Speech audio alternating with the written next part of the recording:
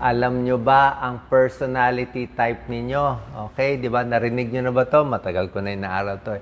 Introvert ka ba o extrovert? Yan, depende sa ugali nyo.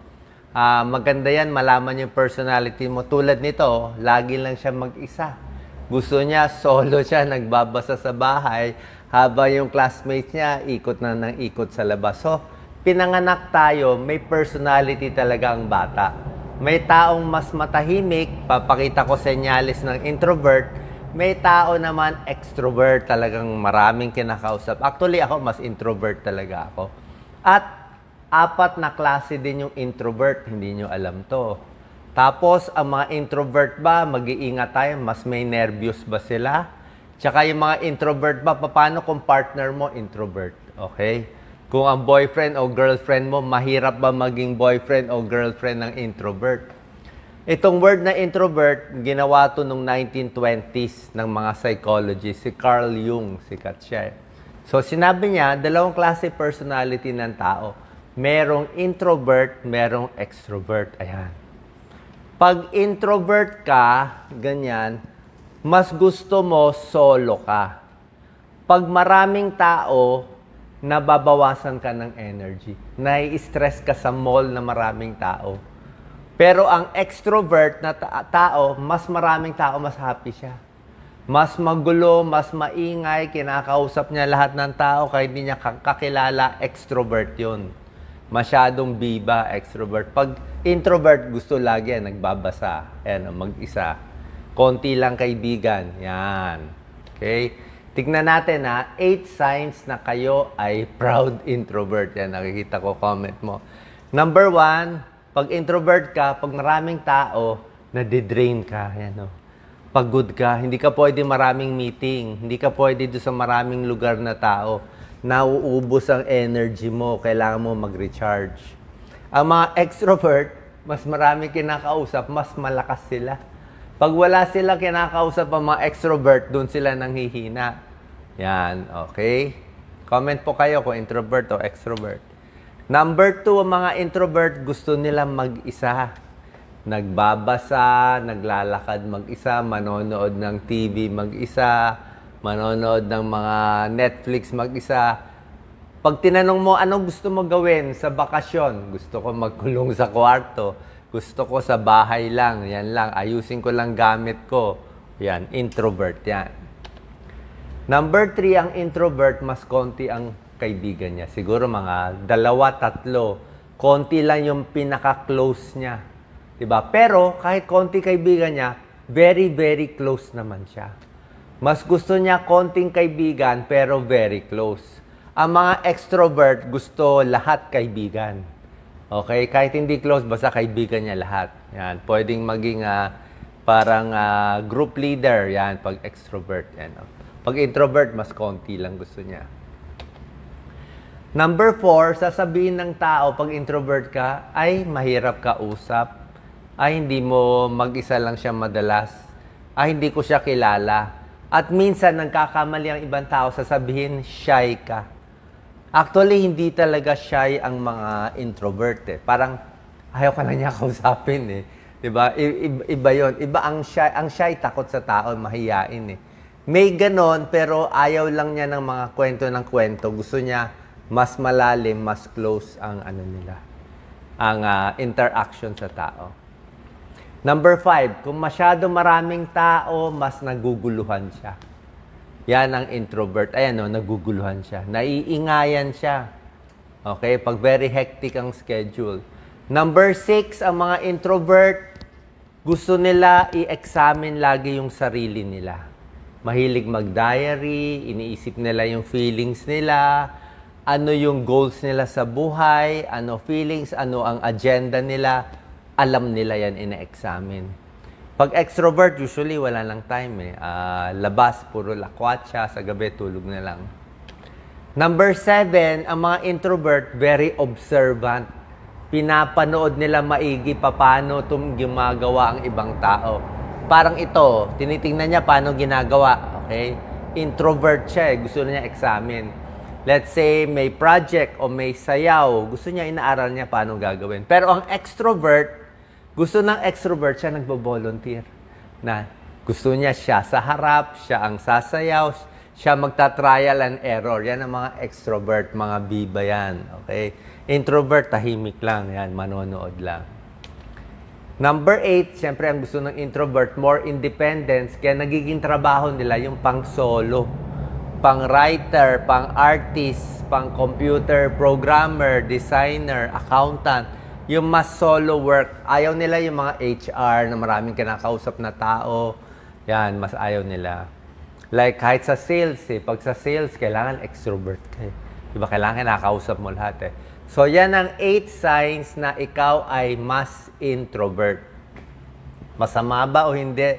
Actually, pinanganak, ganun na yun may bata. I'm sure sa mga bata, magkakapatid, merong introvert dyan, merong extrovert dyan. So, magtag kayo ng introvert. Nakita rin nila sa mga pag-aaral, ang mga introvert, mas malakas daw yung blood flow sa frontal brain. Ito yung mas nag-iisip. Hindi natin alam bakit may difference. Pagdating sa energy, sa dopamine, mas iba ang reaction ng introvert. Pag mga extrovert, mas gusto maraming kinakausap. Mas gusto ng extrovert, maraming excitement, maraming stimulation. Bukod sa introvert and extrovert, di ba? Hindi naman talaga tao purely introvert Meron namang tao na sa gitna. Diba? Minsan gusto sarili, minsan okay naman siya sa maraming tao. So, kaya niya both sides. Ang tawag sa kanila, yung mga gitna, ambivert. Yan. So, pwedeng ambivert yan. So, meron kayong bagong natutunan.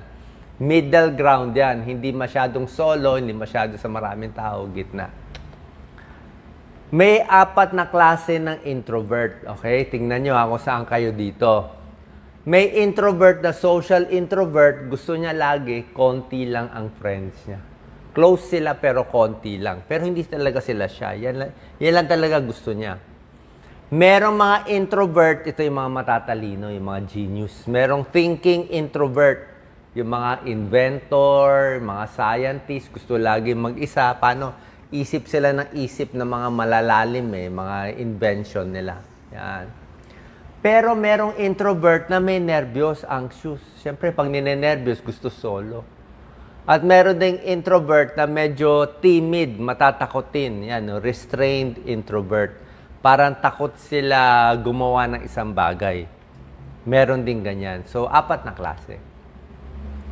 Lahat ba ng introvert shy? Actually, hindi Iba nga tulad na sinabi ko, may introvert na shy, pero yung iba, talagang gusto lang nila mag-isa.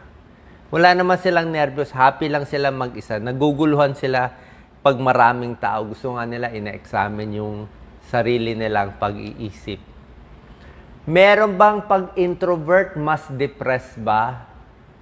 Hindi natin sure, di ba? May konting risk, pero kasi lagi kang mag-isa Oo. Yung iba lagi mag-isa kasi gusto nila mag-isa, pero iba lagi mag-isa kasi nadidepress. So, kailangan ma-distinguish mo kung depressed na ba siya, o gusto lang niya mag-solo. Isa pa, anti-social ba siya o introvert siya? Ibig sabihin, galit ba siya sa tao? Ayaw ba niya makipag-usap sa tao? Yun, personality problem yan. Or introvert lang siya. So, yan ang mga possibility ng sakit kung anti-social, depressed, or nervous siya. Merong mga maling paniniwala sa introvert na masungit sila, hindi naman sila masungit, unfriendly daw, hindi naman. Hindi daw pwedeng leader, hindi pwedeng maging leader kahit introvert. Mahirap daw makausap, yan, minsan na-isolate ng introvert, hindi. Ngayon, sa mga taong masyadong introvert, lalo na sa high school, sa college, pwede mo ba baguhin yung personality mo? Yan. Kaya mo ba gawing extrovert ang sarili mo? Actually, kaya gawin, pero mahirap. Malaking energy. Kasi pinanganak ka ng ganyan. Pwede mo nang baguhin unti-unti. Unti-unti. Kailangan mo lang self-care at magre-recharge. Unti-unti, paparamihin mo yung friends mo. Pwede naman yan. Pero kailangan mo, may time din mag-isa para maka-recharge siya. Ito ngayon, paano kung yung boyfriend mo, girlfriend mo, o yung asawa mo ay introvert? Yan. So, ano ba magandang partner? 2 introvert? Maganda siguro isang extrovert, isang introvert. Pwede rin yun. Pero kung ang isang partner ay introvert, ganito dapat gagawin nung isang partner. Dapat malalim ang usapan, di ba? Madalas kayong mag-usap yan. Open communication. Yan ang gusto ng introvert, isip na isip eh.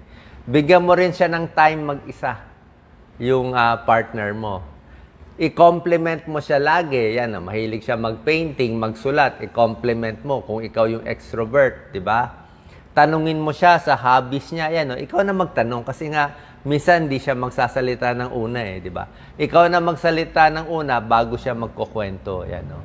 How to love an introvert.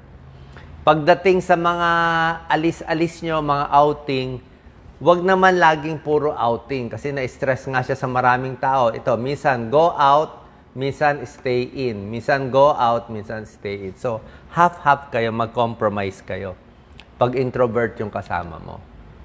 So, ano mga relation? Kung sa introvert, aralin mo yung personality ng partner, gawin mong komportable siya, hayaan mo siya mag-relax minsan, spend quality time with them, mas gusto nila mag-solo, di kayo lang.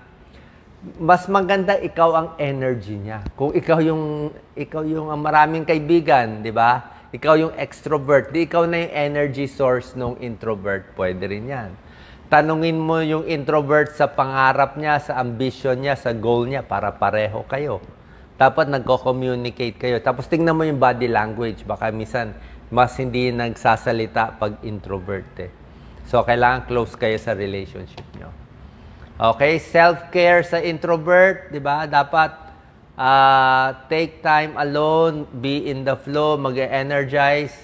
And lastly, papakita natin, ito yung mga senyales na introvert ka. Gusto mo lagi nag-iisip, self-aware, bago ka mag-decide, tinitingnan mo maigi. Ayaw mo ng group work, yan. Ayaw magsalita sa school. Gusto mo writing than talking. Gusto mo texting than calling. Napapagod ka pag maraming tao. Meron kang konting friends pero close naman kayo. Mahilig ka mag-isip, mag-isa. Yan ang wino-workout mo. Para makapahinga ka, doon ka sa sarili mo. Diyan ka happy. Yan ang introvert. Okay? Sana po nakatulong tong video natin. Wala naman masama kung introvert or extrovert, pero at least alam mo na yung personality mo, hindi ka pareho sa ibang tao, so tingnan mo na lang paano maayos yung personality mo para ma-achieve mo ang iyong goals. Salamat po.